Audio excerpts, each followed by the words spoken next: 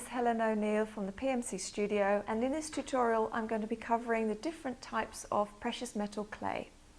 So there are three different types of precious metal clay. The first one that was originally produced was Pmc Standard, and that came out about 10 years ago. Now this shrinks about 30% but needs to be fired in a kiln for 2 hours. Now unless you're going to make something that's going to shrink, there isn't really much point in using it, so it's not suitable for making rings or combining it with glass and ceramics. The next type of precious metal clay that Mitsubishi brought onto the market was Pmc Plus. This was the first type that could be torch fired. It is a little bit dry and some people still use it today. It can be torch fired and kiln fired. However, since then things have moved on, and we now have the third generation of precious metal clay, which is Pmc Three. Now Pmc Three is the strongest out of all three different types, as it has the smallest particle size and therefore it has the lowest rate of shrinkage.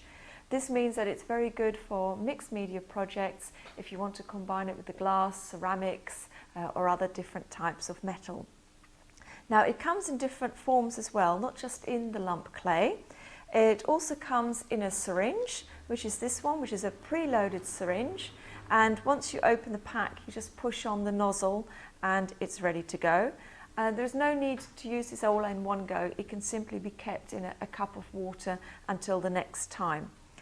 Another type of Pmc Three is the paste. So this is the paste, which is basically a slip and it's fine silver which has a little bit more water added to it. So this is very good for painting onto organic materials or using it to join pieces together.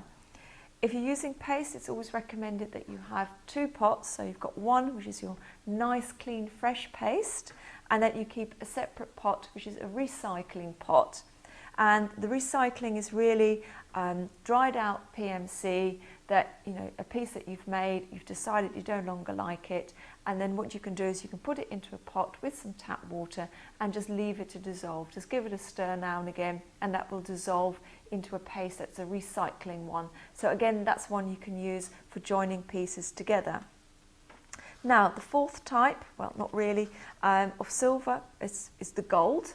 And this is a 22 karat gold, and it comes only in a lump clay form. But what you can do is you can add some water to this and turn this into a paste that you can then add onto the silver. So it becomes like a coating that you can put onto the silver. So those are the different types. Finally, briefly to go back onto the Pmc Plus, there is the sheet. Now the sheet is a very, very thin type of clay, but it has no water in it, so it doesn't need to dry and can be fired straight into the kiln or with a torch. Although it's Pmc Plus, it very much acts as Pmc Three, so you can actually combine this straight onto Pmc Three or onto the Pmc Plus and fire it all at the same time. There's no need to pre-fire this if you're combining it with the other types.